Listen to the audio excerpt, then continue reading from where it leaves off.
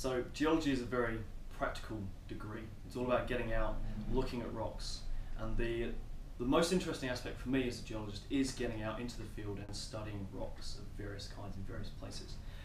The University of Canterbury has 4 field stations situated throughout the South Island, from Kaikoura down to Fox Glacier at Harry Harry.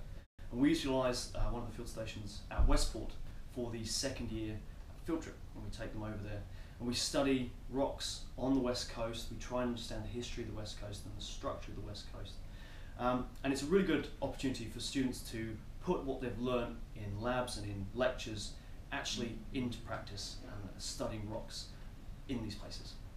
At 14 Mile Beach, we give the students a task of working out exactly what has happened to the rocks in this area. And the rocks are really old, a series of sediments, sandstones and mudstones that have been quite heavily deformed. They've been folded and faulted and broken.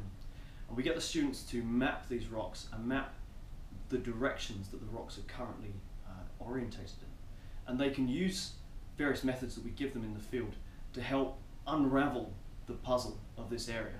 And we can use that to work out the tectonic history, so exactly what directions the tectonic forces have been acting on to help squash and squeeze these rocks together. So we're based at the Maxwell Gauge Research Station in Westport. It's a great field station. It's got massive amounts of space. We have briefings in the morning and in the evening, so we're getting the students together in the morning explaining what we're going to do.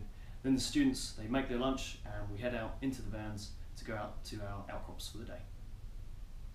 So in this area we are looking at the Cape Fowland granite. So this is a large granite outcrop that stretches just outside of Westport. And we get the students to look at the granite itself and we work out what it's made of and what history the granite has undergone. And then we move a little bit across and we move on to a place called Gibson's Beach, which has a whole series of relatively young sedimentary rocks. And the outcrop is absolutely fantastic, so the students can climb all over them and really get to grips with what the rocks are made of and especially what sort of fossils they're within.